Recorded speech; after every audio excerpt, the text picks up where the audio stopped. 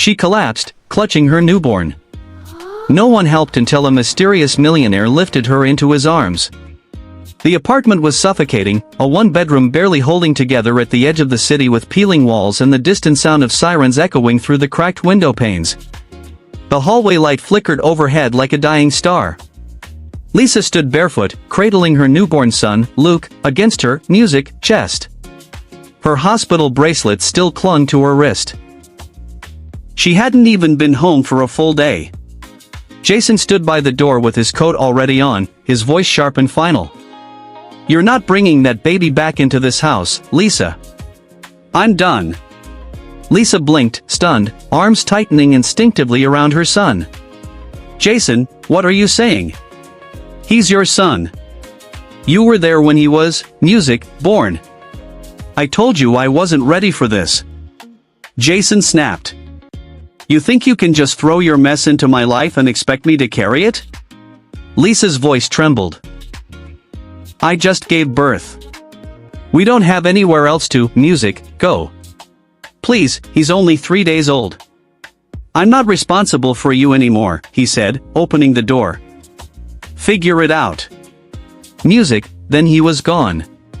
The door slammed shut behind him with a finality that made Luke flinch in her arms. By noon, she was outside. She'd packed a few diapers, a can of formula, a thin blanket, and a bottle into an old tote bag. Her phone was nearly dead. Her savings, what little remained, were in her sock, rolled into $20 bills. No plan, no destination, just Luke's small weight against her chest and the growing ache in her feet. She wandered through the streets of the city, stopping at diners, stores, even a car wash. "I'll do anything," she pleaded. "Clean, sort, sweep. I just need a few hours. I can work with him on me. I won't bother anyone." They all said no. Some were polite. Some weren't. "You should be in a shelter," one woman said, not meeting her eyes. A man at a sandwich shop sneered. "Go back to whoever knocked you up." Each rejection chipped away at her until there was almost nothing left. By evening, Lisa hadn't eaten in 24 hours. Luke stirred in his wrap. His soft cries growing sharper. Her arms shook. Her lips were dry. The sounds of the city blurred around her. The honking horns, the music, chatter, the slam of subway grates. Her vision wavered. She crossed a busy street near Midtown. Skyscrapers loomed above, bathed in golden light from the sinking sun. Crowds bustled in every direction. A food truck hissed on the corner, sending the scent of grilled onions into the air. She didn't remember her knees giving out. One moment she was walking, the next her legs buckled.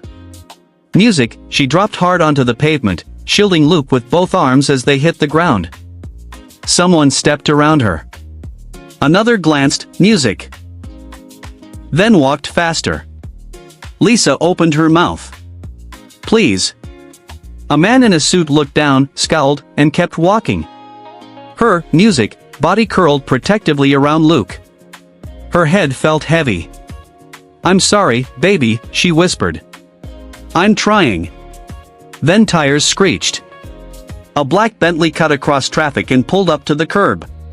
The driver barely had time to react before the back door opened and a tall man in a navy coat stepped out.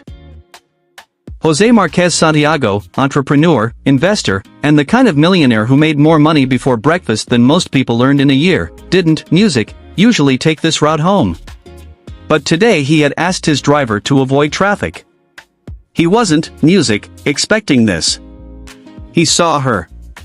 The woman collapsed on the pavement, the tiny baby in her arms. The crowd had left her there. He didn't hesitate. In 2 strides, he knelt beside her. "Miss," he said, voice low and controlled. "Can you hear me?" Her eyes fluttered open briefly. Luke whimpered in her arms. Jose, gently reached for the baby first, checking his face and breath, then carefully slid one arm beneath Lisa's back, the other beneath her knees. He lifted them both as if they weighed nothing. Gasps rose from the onlookers. "Is he taking her?" He just picked her up like that. Wait, that's Jose Santiago. That's him. He ignored them all. To the car, he told his driver. He placed Lisa and the baby in the back seat, adjusting Luke's position with delicate care. He unbuttoned his coat, folded it, and tucked it behind her head. Mount Sinai, he said firmly. Now. As the car pulled into traffic, Jose looked down at the woman lying unconscious beside her baby, her body curled around him, even in sleep. She had fallen alone, but she would not rise that way. The first thing Lisa felt was softness beneath her, around her, warmth, then the faint scent of lavender.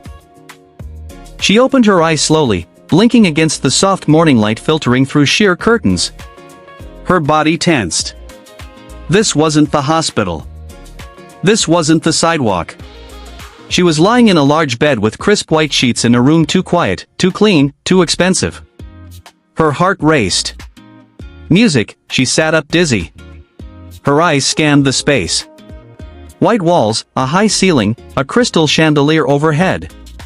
Across the room stood a bassinet, music, her breath caught. Luke.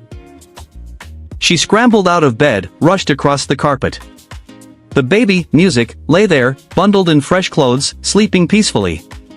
A tiny monitor blinked beside him. Her knees buckled in relief. Then the door creaked open. Lisa turned sharply, bracing herself. Jose stood there dressed in a dark gray sweater and slacks, calm and unreadable. She stepped back. Who are you? Where am I? Why is my son here? You're safe, music, he said evenly, staying near the door. My driver and I brought you here last night. You fainted. The baby was burning with fever. She stared at him, breath ragged. You brought me to your house, to my home, he said. You needed help. The hospital gave me your discharge, music, papers. You weren't admitted. I didn't have insurance, she murmured, eyes darting. I figured, he replied, music, tone still calm. You are dehydrated. Exhausted. She looked down at Luke, then back at Jose. I appreciate what you did, really, music. But I need to go. He nodded once. Of course, there's a storm outside, though. Heavy rain. Your, music, baby still has a fever. As if on cue, a low rumble of thunder echoed through the windows. Lisa glanced outside. Gray skies, rain streaking down the glass like tears. Her shoulders dropped. I'll get out of your way, she said. Music, you're not in my way, he said quietly. She hesitated. This place, it's yours. He nodded. This bed, these clothes, that bassinet, all arranged overnight. Lisa stared at him, overwhelmed. Why would you go through that for a stranger? Jose looked away for a moment. Because you were the only person lying on the street and, music, no one stopped. That bothered me. Lisa didn't know what to say. He gestured toward a side table. There's food in the kitchen if you're hungry. Bottled formula and baby medicine in the drawer. I'll be working most of the day. My staff won't disturb you. Then, with a short nod, he turned and left. For hours, Lisa stayed in the room. Luke's fever eased after she fed him the medicine. She held him close, watching the rain blur the skyline beyond the window. That evening, she ventured out into the hallway. The mansion was grand. White walls, polished floors, quiet as a chapel. She found the kitchen. A bottle warmer sat on the counter, freshly sterilized bottles beside it. In the fridge, she found baby formula and pre-cut fruit. Back in the room, she noticed something she hadn't earlier. Music, small handwritten note on the nightstand. Room monitor is voice activated. Speak softly and it dims the lights. Emergency button under the drawer. He is safe. She read it twice. Later that night, as Luke drifted back to sleep in the bassinet, Lisa watched him in silence. She had no idea who Jose Santiago truly was or what his world looked like beyond these walls. But in this moment, surrounded by quiet care and unexpected protection, music, she realized something. This was the first time in weeks she didn't feel completely alone. The rain stayed for 3 more days. Lisa didn't ask to stay, and Jose never brought it up, but the quiet understanding between them settled like mist over the grand house. Subtle, wordless, music, unspoken. Each morning, Lisa rose early. Though no one expected her to do anything, she found peace in motion. She wiped the counters, folded blankets, washed bottles. She cooked oatmeal for herself and prepared tiny spoonfuls of mashed banana for Luke, now slowly recovering from his fever. Jose, music, noticed. He noticed the way she tiptoed around the mansion, never disturbing a single item that wasn't hers. He noticed how she gently patted Luke's back with practiced tenderness while whispering lullabies, soft rhythmic songs that carried hints of a world far gentler than the one they had both known. She never sang loudly, just enough for Luke to sleep. One morning, he stood outside the nursery door, frozen by the sound.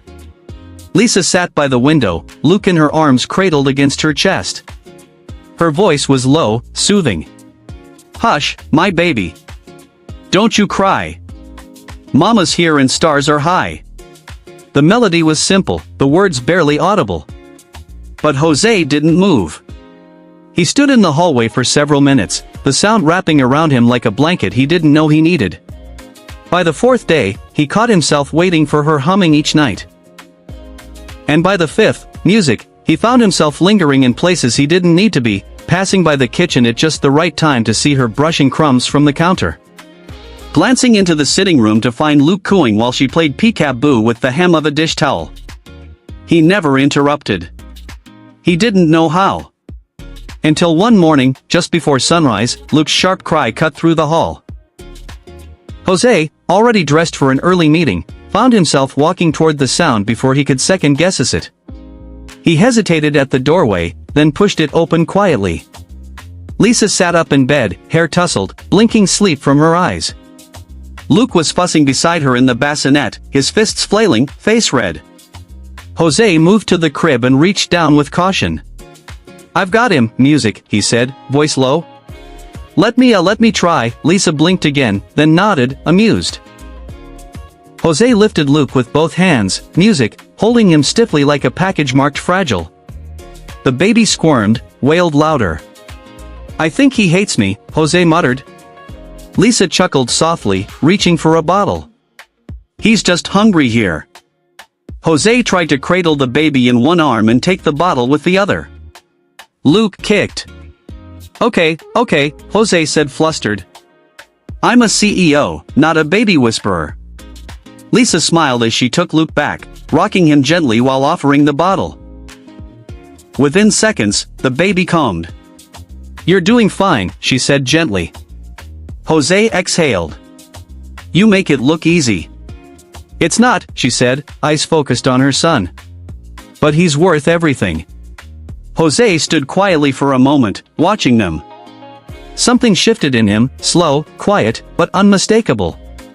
Later that evening, when Lisa returned to the room after giving Luke a bath, she found a package placed neatly beside her pillow, a bundle of newborn diapers, high quality, organic, and a folded note. She opened it with careful fingers. "You are not alone." No signature, but she knew. Lisa stared at the note for a long moment, then looked toward the hallway where shadows danced just beyond the doorframe. She pressed the paper to her chest, and for the first time since her world fell apart, she let herself believe it. The morning sky was a gentle gray, soft and still. Jose stood by the front door of the mansion, holding Luke's carrier in one hand and watching Lisa as she adjusted the baby's blanket. "Where are we going?" she asked, her voice light with curiosity. "I want to show you something," he replied. "Music, somewhere important." The drive wasn't long. They passed through neighborhoods that shifted from polished to plain high-rises giving way to small brick buildings. Eventually, the car pulled up in front of a modest community center with peeling paint and a crooked sign that read, Hope Haven Foundation. Lisa stepped, music, out slowly, eyes scanning the busy courtyard where children played tag and volunteers set up folding tables. "This, music, is yours?" she asked, surprised. Jose nodded. It's one of the few things I find that makes me feel human. Inside, the space was full of movement. Older kids sorted books into crates. Two toddlers played with mismatched toys near the window. A volunteer with kind eyes offered Lisa a cup of tea and courted Luke. Jose watched as Lisa moved through the space. She bent down to help a girl fix her shoelaces. She wiped, music, a boy's runny nose without flinching. She sat on the floor bouncing Luke on her knee while telling a story to a group of children with wide waiting eyes. She belonged. And for the first time, Jose realized she wasn't impressed by his name on the building or the articles framed on the walls. She didn't ask about the size of the donations or the reach of his foundation. She asked about the kids. How long has Jamal been here? Does Emily have asthma? Do the volunteers rotate? Music, consistency matters for them. He found himself answering, following her as she asked questions no guest ever bothered to ask. You don't see this as charity, he said almost to himself. Lisa turned to him. I see it as community. Music, these kids don't need saviors. They need presence.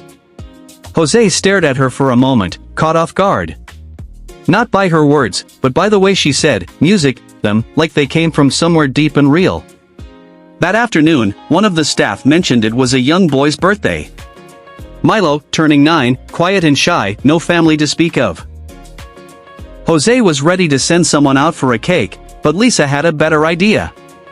Do you have flour? Eggs? She asked. Let's bake it. An hour later, the small kitchen smelled like vanilla and chocolate. Lisa mixed. Luke strapped to her chest in a carrier, swaying as she worked. Music, Jose cracked eggs, flour dusting his designer sleeves. They laughed when the batter splashed.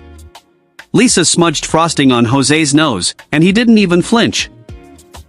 That evening, they sang to Milo in a room full of clapping kids. The boy lit up like a lantern when Lisa handed him a gift-wrapped book and Jose saw something shift in the boy's eyes. A flicker of trust of being seen. Later, as they packed up, Jose leaned against the wall, watching Lisa clean icing off Luke's chin. You're different, he said. She looked up. Different how? You didn't ask what this place cost. You never looked at the plaque with my name on it. I saw it, she said gently. But what mattered more were the fingerprints on the walls and the smiles in the room. Jose didn't reply, but in that moment, something in his guarded heart softened. He didn't know it yet, but Lisa had just walked into the one place he thought no one could reach anymore. The storm rolled in without warning. Gray clouds coiled low over the mansion like a tightening noose. Thunder rumbling through the hills in deep, music, deliberate pulses. The wind bent the trees along the driveway, whispering warnings no one inside seemed to hear yet. Within the grand halls of the estate, the atmosphere was deceptively still. Firelight flickered gently in the sitting room, casting soft glows on polished wood and velvet. Jose sat by the hearth, a leather-bound book open in his lap but unread, his thoughts adrift until the sharp, unmistakable staccato of stilettos echoed across the marble foyer. He looked up, brow furrowed. Karen Aldridge swept through the front entrance without knocking, her long tan coat impeccable despite the growing drizzle outside.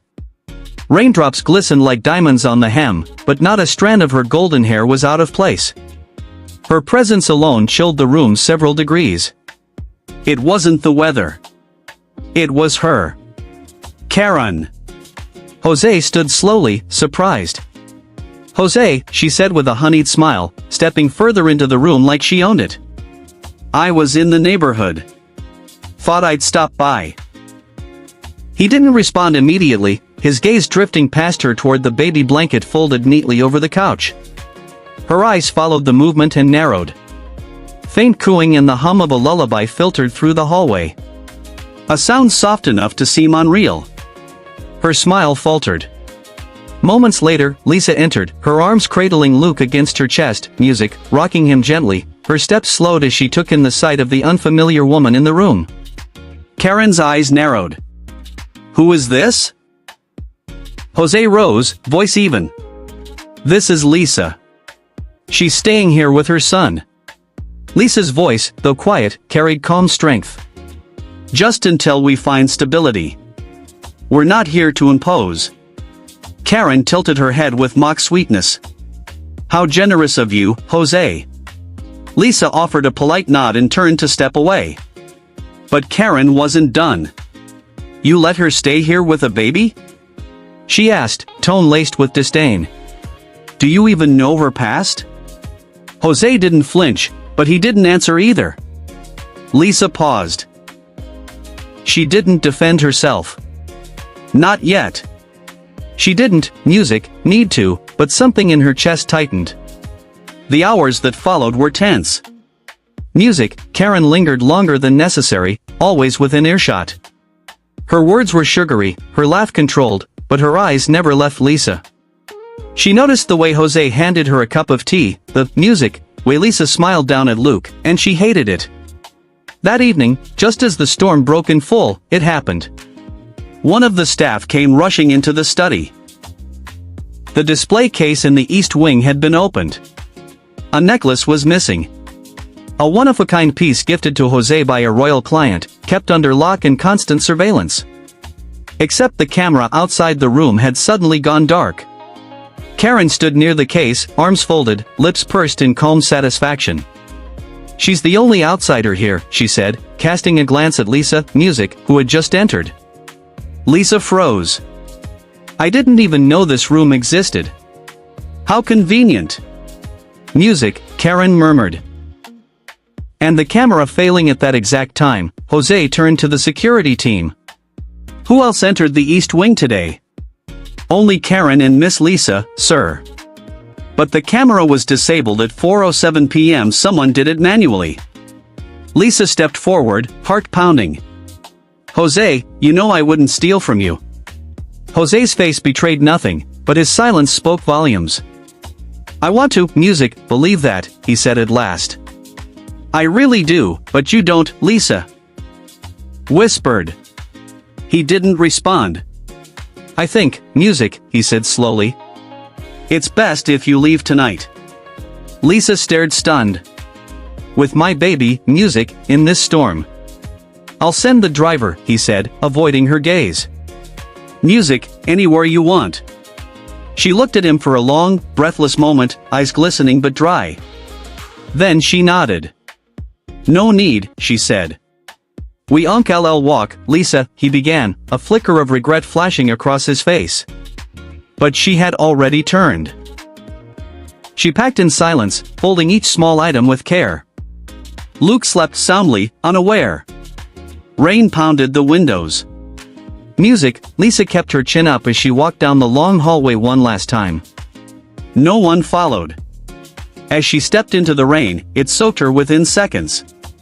Her jacket clung to her back. Her shoes splashed through cold puddles. She walked down the long driveway without looking back. Inside from the second-floor window, Jose watched. He did not move, but something inside him cracked. He could feel it. Still, he had let her go. The rain had stopped by morning, but it left behind a cold, weighty silence that clung to the walls of the mansion like fog. Sunlight barely filtered through the tall windows, music, casting long, thin shadows across the floor. The air felt heavier than usual, as if the house itself was holding its breath. Jose hadn't slept. He sat alone in the study, still in yesterday's clothes. A stack of untouched reports, music, fanned out across the desk before him. He hadn't read a word. His eyes remained locked on the surveillance system interface in front of him. Something about last night wouldn't let him rest. Something in Lisa's eyes when she walked away. The way her voice cracked when she, music, said nothing at all. He replayed it in his mind again and again. Music. Karen's sudden reappearance, her constant watching, the conveniently timed camera failure, the necklace that went missing, and the damning silence that followed. And Lisa standing there holding her child, already carrying the weight of a world that had never made room for her. Jose leaned forward and opened the backup storage directory. Every security system he installed had a hidden redundancy. Karen, confident as ever, must have assumed that disabling the hallway camera was enough. But she didn't know he had insisted on a second layer, an internal feed that only he could access, buried behind layers of encrypted firewalls. He scrubbed through the footage. There it, music, was, timestamped, crystal clear. Sharon, slipping into the East Wing with a confident stride and something glinting in her hand. The camera caught every movement. Her approach to the display case, the flick of her wrist as she opened it, the subtle way she slid the necklace into her handbag, and the satisfied smirk on her face as she walked out. Jose leaned back in his chair, breath catching in his throat. Fury, guilt, and disbelief churned inside him like a storm. Without hesitation, he stood. 15 minutes later, Karen was lounging in the dining room in a silk robe, sipping coffee from a delicate china cup. The morning light bathed her in gold, but there was nothing warm about her. Jose entered the room, his steps hard, deliberate. He dropped a flash drive onto the polished table. It spun slightly before settling. Karen looked up, her expression bored, music, until she saw his face. "You planned everything," he said, voice low and heavy with restrained, music, rage. She blinked slowly. "What are you talking about?" He took a step closer. "The necklace.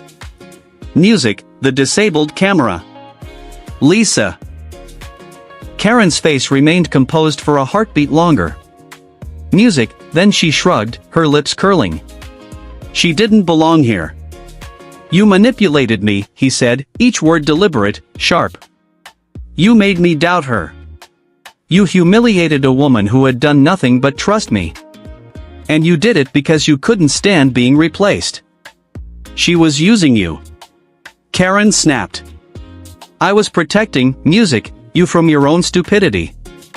"No," Jose said, his voice rising for the first time. "You were using me always." Karen stood up, her eyes hardening. "So now, music, what?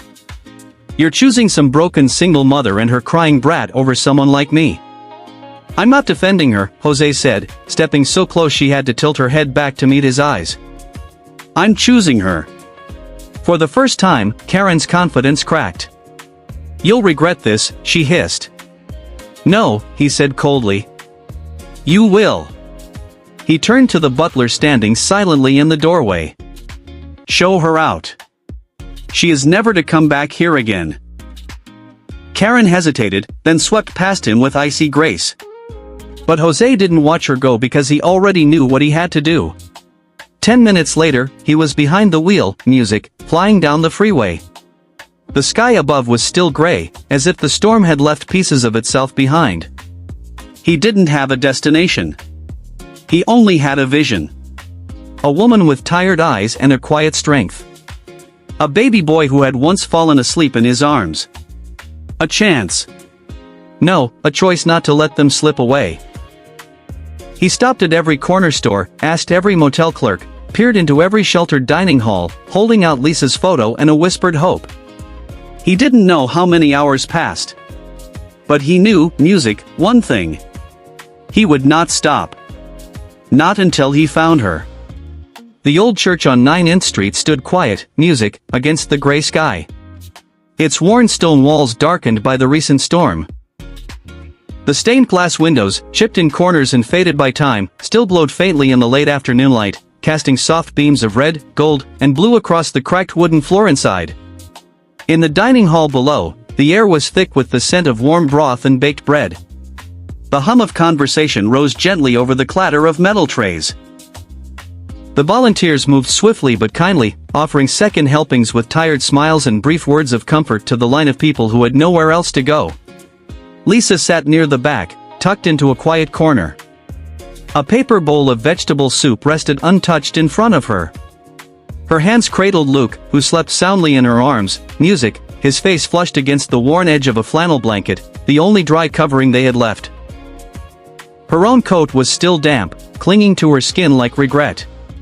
Her shoes were muddy, her fingers numb, but her eyes remained focused, music, steady. She had held herself together for days. Since walking away from the mansion, since leaving behind the warmth, the softness, the fragile hope. She hadn't allowed herself to, music, cry. She couldn't. Not with Luke depending on her. Not when the world had already taken so much.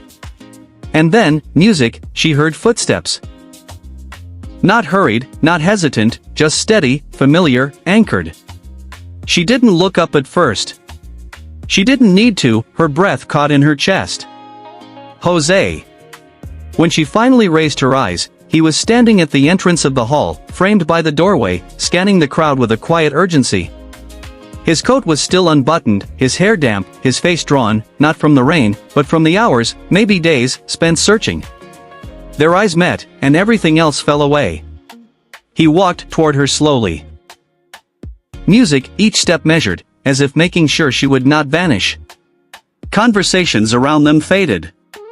The noise quieted. People turned curious, but Lisa didn't notice. She couldn't hear anything above the sound of her heartbeat. He stopped in front of her. No words, just a look. Torn, remorseful, real. Then he knelt. He pulled off his coat without hesitation and draped it over her shoulders. It was still warm from his body. The gesture was gentle, reverent. Only then did he speak, voice low, barely above a whisper. "I'm sorry." Lisa's grip on Luke tightened, her jaw clenched, holding back the emotion rising in her throat. For a moment, she said nothing. Then she looked at him. Really looked. And what she saw wasn't guilt. It wasn't pity. It was the face of a man who had been wrong and wasn't afraid to admit it. "Thanks for coming back," she said, voice soft and hoarse. One tear slipped down her cheek. She let it fall. Jose swallowed hard, his own eyes damp. "I was wrong about everything. I let someone twist what I knew about you. Music, I doubted you when all you ever showed me was honesty." Lisa shook her head slowly. "It's okay." "No," he said, music, firmly, emotion thickening his voice. "You and Luke deserved better than what I gave you." His eyes dropped to the sleeping child, then returned to hers. "I didn't come here to save you, Lisa," he said. "I don't want to rescue you. I just want to walk with you wherever you go. However long it takes." She stared at him, heart pounding in her chest. There were no grand promises, music, no dramatic pleas, just truth. Simple, steady, real. And somehow it was more than enough. She reached for his hand. He took it quietly, and for the first time since their paths had crossed, they sat together, not as mistaken savior, but as two souls choosing, despite everything, to move forward, side by side. The house near the shore was nothing grand, white shutters, a wraparound porch, wildflowers growing freely along the fence. But inside it was filled with light, laughter, and something neither Lisa nor Jose had truly known before. Peace. A year had passed since that rainy night.